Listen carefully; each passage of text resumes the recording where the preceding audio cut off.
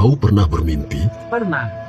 Aku tidak percaya. Kenapa tidak percaya? Karena aku tidak melihat mimpimu. Sesuatu yang terlihat, belum tentu tidak ada. Demikian juga dengan alam kubur yang tak terlihat, tidak dapat diterima logika, namun bisa diterima oleh iman. Sedangkan mimpimu saja yang bunga tidur, tak dapat kau buktikan secara ilmiah. Apalagi alam kubur yang bukan mimpi, namun lebih goib daripada mimpi.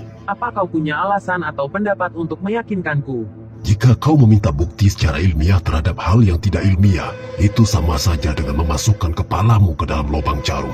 Sedangkan alam ini punya beragam dimensi yang di luar nalar. Kami punya Al-Quran. Memang bukan kitab ilmiah, namun ilmuwan sangat sering menemukan fakta ilmiah yang sudah terlebih dahulu diinformasikan oleh Al-Quran.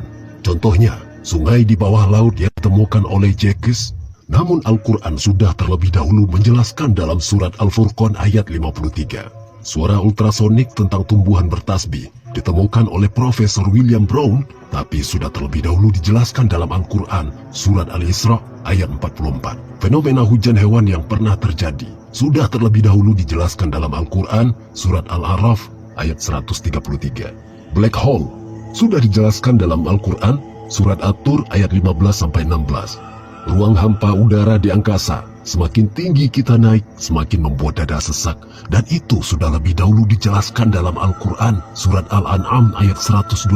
Nabi Muhammad membelah bulan, bukan dongeng belaka. Tapi terbukti ada bekas bulan terbelah.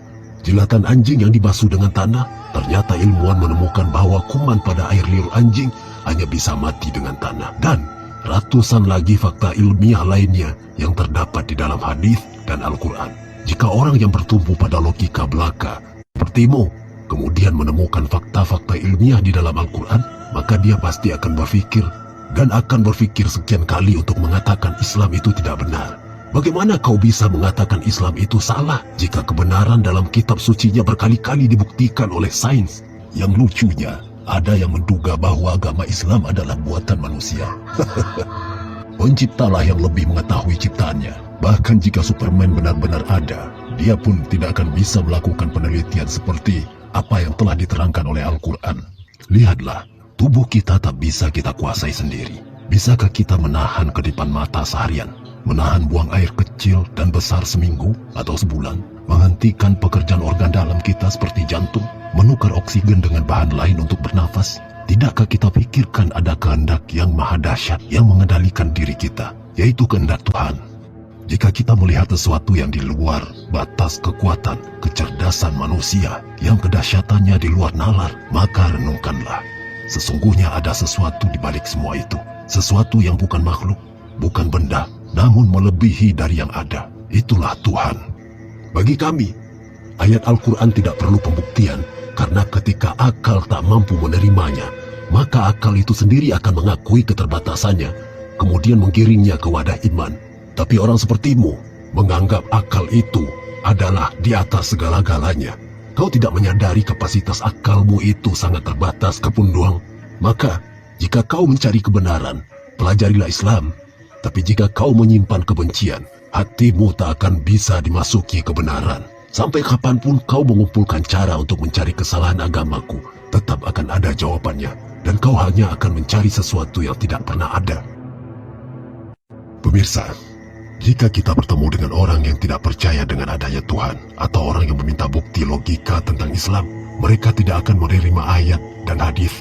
Kita tidak bisa menjawab dengan syariat, tarekat, hakikat maupun makrifat. Bahkan, para imam besar di zaman dahulu, seperti Imam Hanafi, juga pernah berdebat dengan orang yang anti-Islam. Dan ketika mereka berdebat dengan orang yang tidak percaya Tuhan, mereka tidak menggunakan ayat dan hadis untuk melawan mereka.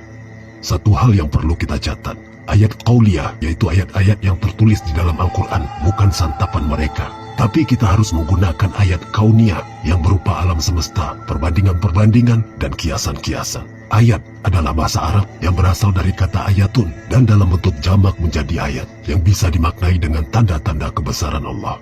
Dan lafaz ayat disebutkan sebanyak 295 kali di dalam Al-Quran. Jadi, kita perlu kecerdasan ilmiah untuk menanggapi hal ini, untuk menolak atau membantah atau menjawab tuduhan dan pertanyaan-pertanyaan mereka yang memojokkan kita.